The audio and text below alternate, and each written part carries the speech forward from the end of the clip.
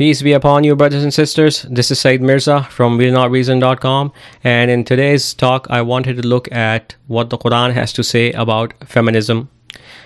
Now, if you want to skip this talk and just go straight to the article on which this talk is based upon, you can click on the link below and you can read this text for yourself. So let's begin. What does the Quran have to say about feminism?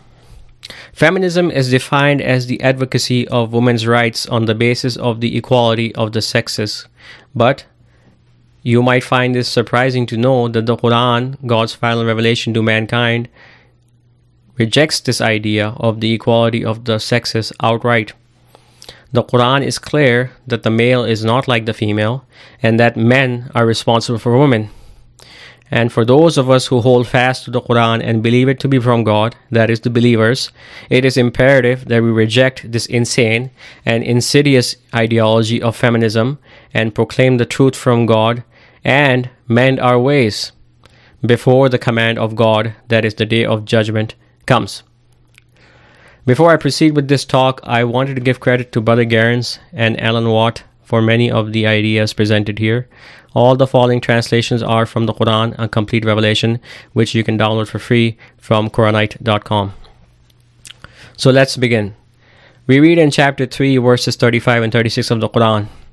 When the wife of Imran said, "My Lord, I have vowed to thee what is in my womb in consecration, so accept thou from me, thou art the hearing, the knowing." Then when she had given birth to her, she said, "My Lord, I have given birth to a female. And God knew best to what she was to give birth, and the male is not like the female. And I have named her Mary, and I seek refuge in thee for her and her descendants from the accursed Satan." So we find in the Quran a clear-cut statement that the male is not like the female. That is, their roles, responsibilities, their duties are different because they are different. The elites of today are using this weapon of feminism to destroy the family unit. And this did not happen overnight.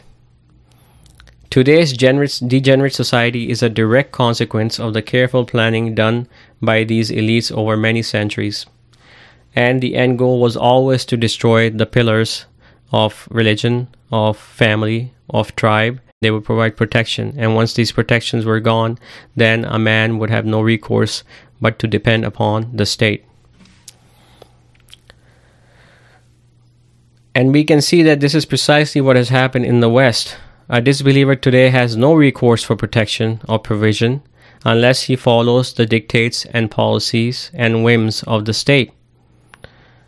Now, I say the word disbeliever, and I want to be clear that when I'm saying disbeliever here, I do not mean someone who does not follow the religion of Islam. I mean someone who disbelieves in God and the last day, and by extension does not believe that God is the one who is responsible for his protection, for his provision, for his living and dying.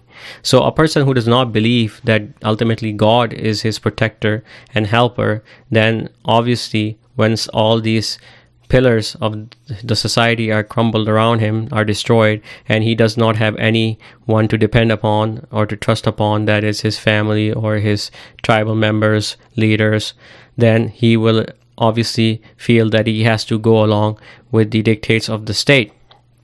On the other hand, a believer is immune to the threats of the state, even though the state has destroyed everything around him, because he understands that provision is from God alone and protection is from God alone, and that the state cannot harm him at all unless God wills.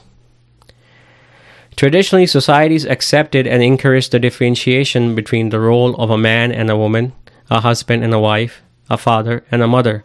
But now we are being told that the ancients who built these great civilizations and were here far longer than we've been here, they were fools. And the reason they set up these structures was simply to oppress women. But this was not the case. These roles are natural and God-given, and were meant for the welfare and protection of both men and women and of the family unit, because they understood that the family unit is the core of a healthy society. Now, the Quran has a lot to talk about the rightful roles of men and women, but first, let us establish clearly the God assigned relationships between a man and his wife.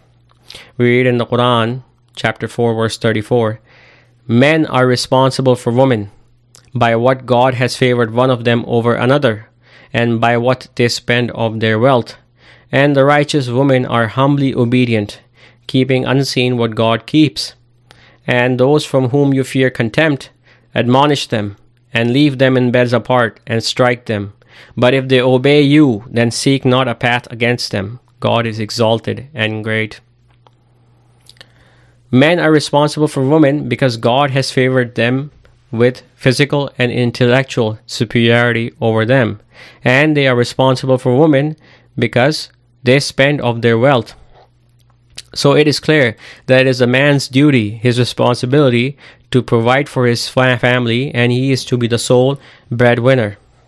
In turn, it is the role of the righteous woman to be obedient to her husband and to safeguard her chastity.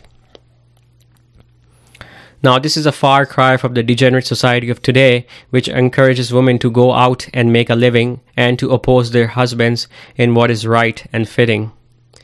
Those who spearheaded the feminist movement, that is the elites, knew very well that by allowing and encouraging women to go out and earn money and giving them protection via the state, they would undermine the authority of their husbands in the house, betray their trust, and ultimately destroy the family unit with their own hands. This destruction of the family, the long-cherished goal of the state, would then allow it to fully exert its control over every man, woman, and child, which has already happened in the West. Believing women in the Quran. The Quran highlights the baseline characteristics of a believing woman. She is to obey her believing husband in what is fitting, among other things. We read in chapter 60, verse 12, "O Prophet, when the believing women come to thee, swearing fealty to thee, that they will not ascribe a partnership with God to anything, and they will not steal, and that they will not commit unlawful sexual intercourse, and they will not kill their children, and they will not produce a calumny they have invented between their hands and their feet, and they will not disobey thee in what is fitting, then accept thou their fealty, and ask thou God to forgive them. God is forgiving and merciful." So let's pick apart this verse a little bit, because I want to give you parallels about what's happening right now and what this verse alludes to. So the first is that they will not steal. So this means that this whole idea that after divorce a woman gets half of the man's wealth, as you know, in the Quran, the laws for divorce are clear cut, and a woman cannot get half of the man's possessions after the divorce. So this is stealing. Next, they will not commit unlawful sexual intercourse. Again, if you live in the West, you know how degenerate this society is, and adultery is commonplace. And they will not kill their children. Now, this is happening under the guise of an abortion. Obviously, a lot of women abort their babies, which is killing their children. And they will not produce a calumny they have invented between their hands and their feet. Now, this is happening under the guise of this whole Me Too movement, where women without any sort of proof can claim that this man raped her or this man did this to her. And by doing this, they bring about shame upon their own families. And obviously, the degenerate society of today doesn't even consider that. I mean, women don't consider that. But back in the day, if a woman was there was a hint of her being sexually immoral, that would bring shame upon her family, because decency was to be accepted. But we're far too gone beyond that. And finally, and they will not disobey thee in what is fitting. Now, it does not mean that a woman is to obey her husband in all things. If he's commanding injustice and wrong, then she is to disobey him. But if he is commanding justice, he is commanding the right thing, the morally right thing, then it is her duty to obey him. But we see again that this is not the case. Women oppose men in everything. God also contrasts two disbelieving women in the Quran, the wife of Noah and the wife of Lot, both of which were under God's righteous servants, and they betrayed their husbands, and they will consequently enter the fire.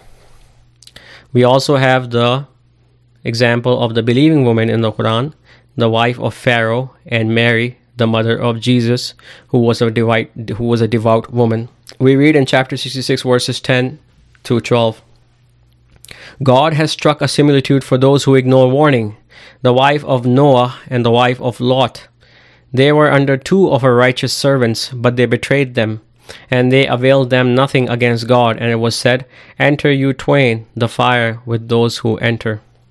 And God has struck a similitude for those who heed warning, the wife of Pharaoh, when she said, "My Lord, build thou for me a house with thee in the garden, and deliver thou me from Pharaoh and his deeds, and deliver thou me from the wrongdoing people." And Mary, daughter of Imran, who guarded her chastity, and we breathed into it of our spirit, and she confirmed the words of her Lord and his writs, and was of the humbly obedient. So Mary guarded her chastity. That was her. If you read in the Quran, you will find this motive spread across the Quran, that Mary was a devout and chaste woman. So these are the role models for the believing woman to follow. So now we come to modesty, which is the defining characteristic of the believing woman. The Quran presents in no uncertain terms the importance of modesty. While the feminist movement considers the shedding of clothes as an act of liberation for the oppressed woman, in reality, immodesty and immorality only makes women prime targets for evil men. God's directives to maintain modesty both in character and dress are meant to protect women, not to oppress them. We read in chapter 24, verses 30 and 31. "Say thou to the believing men that they lower some of their sight and preserve their chastity. That is purer for them. God is aware of what they do.